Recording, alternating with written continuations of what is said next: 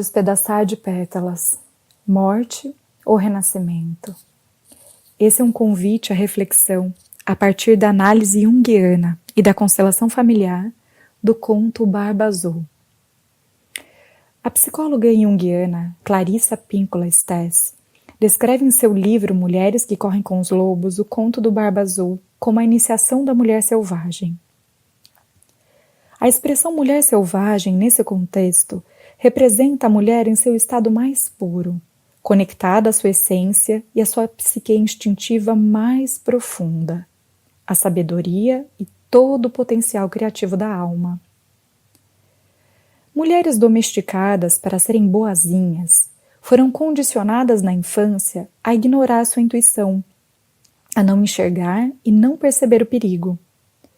Por terem sido ensinadas a se submeter ao predador, elas crescem desconectadas de seus instintos, congeladas e paralisadas, como virgens de olhos vidrados, cegas à realidade. Mulheres que ficam presas a essa dinâmica são ingênuas a respeito dos predadores. Escolhem parceiros que são destrutivos à sua vida e tornam-se passivas a relacionamentos abusivos. Elas acreditam que podem curar aqueles que amam. Segundo a autora, esse script de casamento com um predador geralmente se molda antes dos 5 anos de idade. O Barba Azul é o predador interno da psique da mulher. Ele reside dentro dela.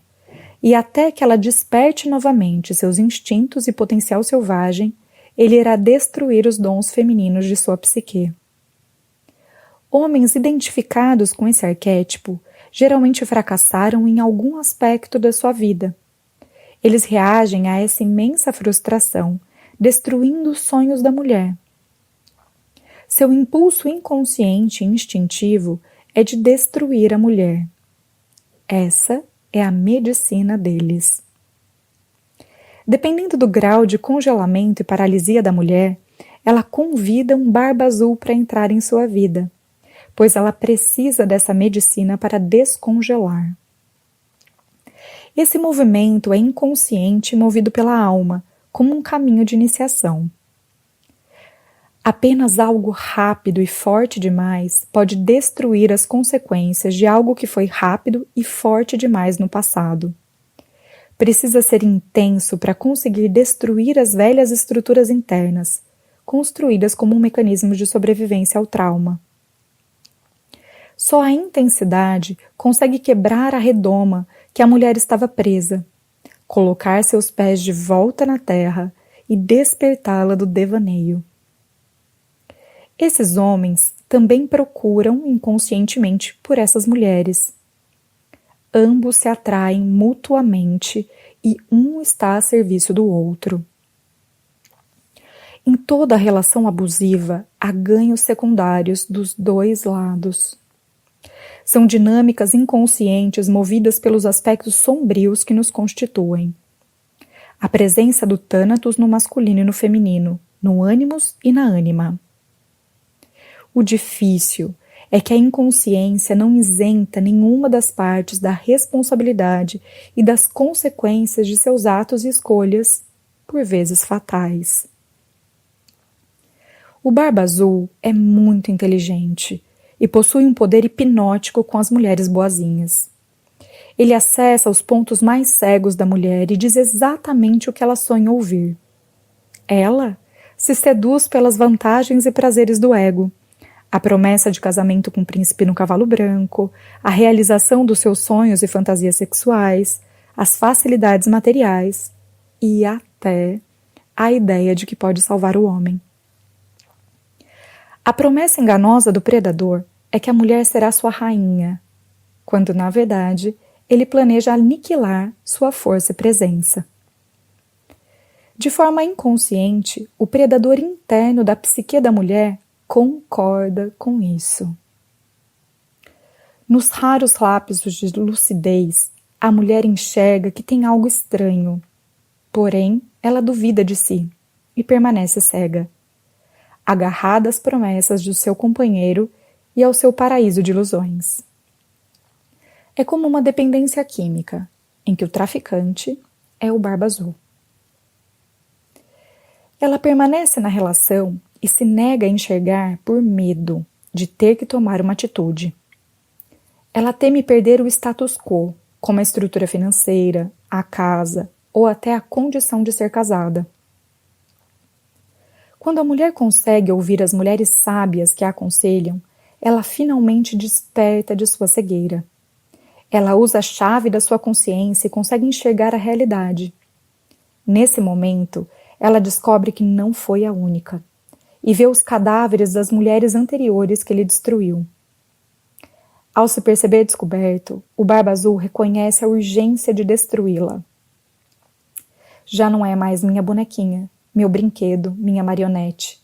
Chegou a sua vez, ele disse. Nessa hora, ela precisa correr e ser esperta para não morrer. Ou sucumbir em promessas que será diferente dessa vez e das próximas incontáveis vezes. A mulher só consegue sair da relação e dessa dinâmica se desenvolve o aspecto masculino saudável em sua psique. No conto, quem ajuda a mulher são as irmãs mais velhas, o feminino sábio da psique. Elas se tornam seus olhos. Os irmãos, o masculino saudável da psique, representam a bênção e a força de ação.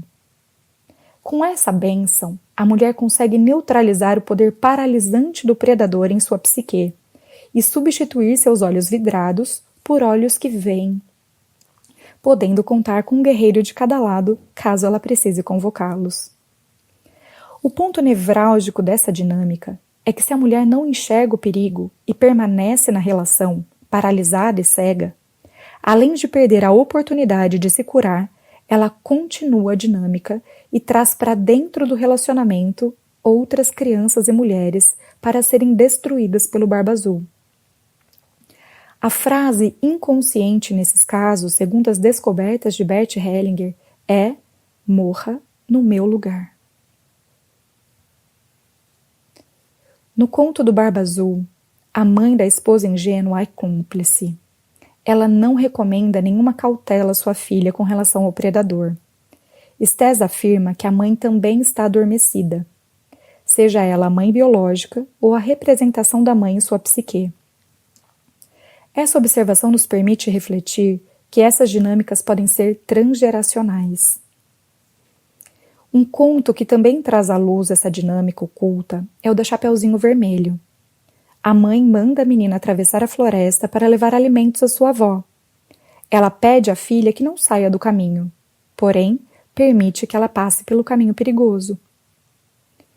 Os filhos fazem de tudo para salvar os seus pais. E por amor, geralmente se sacrificam de forma inocente.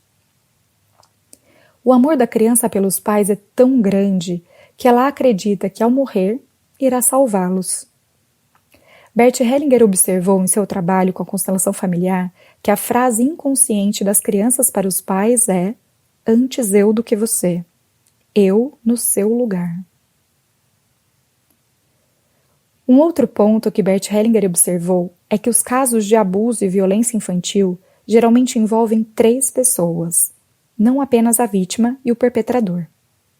A solução, muitas vezes, está na terceira pessoa oculta. Ao longo dos 10 anos que estudo e trabalho com constelação familiar, observei essa dinâmica nos casos que atendi de abuso, estupro e violência com crianças. Principalmente quando o perpetrador é alguém da família, pai, padrasto, avô, tio. Já ouvi de algumas mães: "Como eu não vi isso?". Já ouvi de várias filhas: "Eu sinto mais raiva da minha mãe, que não me protegeu, do que do meu pai, que foi o abusador". A criança sempre sinaliza o que necessita e mostra o que está oculto através da fala, dos sintomas que manifesta, das brincadeiras, dos contos e filmes preferidos. Porém, elas raramente são ouvidas. A maioria dos pais banalizam ou até rejeitam o que elas dizem. Quando questionados, geralmente não sabem referir o que a criança pensa, fala ou sente. A grande maioria não acredita que a criança sente e percebe o que ocorre em casa. A violência, os abusos e sacrifícios infantis ocorrem quando a criança não é vista, sentida, cuidada e protegida como precisa, como pequena. Quando os pais estão presos em suas dinâmicas de forma inconsciente, eles não conseguem enxergar além de si, de suas próprias dores e questões. Eles estão tomados por suas dinâmicas infantis como um transe, e não veem a criança.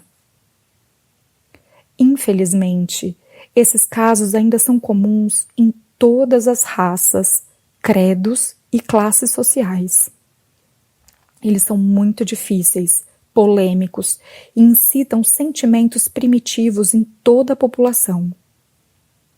É bem difícil não sermos fisgados por essas dinâmicas, pois esse oculto também reside em nós. Arrisco-me a dizer que toda família, em alguma geração, possui alguma história oculta dessa ordem. A indignação desvela o pavor que todos têm de terem suas partes ocultas descobertas.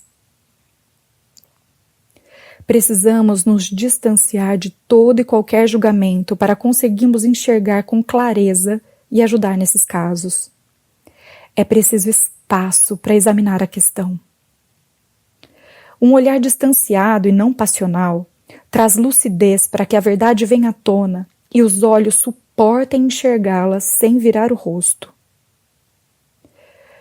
Como diria Bert Hellinger, só consegue ver aquele que tiver paciência de manter-se firme até o ponto em que o que estiver oculto se mostre, espontaneamente, camada por camada.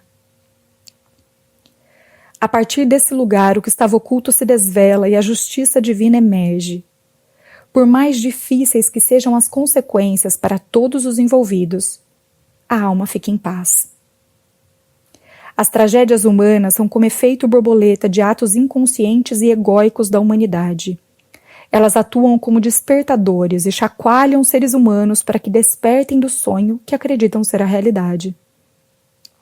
Um crime que comove multidões tem o poder de desvelar, despertar e liberar muitos dessas prisões psíquicas que ainda assolam a humanidade. A dor e as dificuldades são inerentes aos seres humanos. O ponto não é ansiar pela ausência de problemas, e sim tomar consciência deles. Pais conscientes de suas dificuldades são responsáveis por elas. Conseguem separar a relação de casal da relação de pai e filho. Consequentemente, enxergam, ouvem e são responsivos às necessidades das crianças.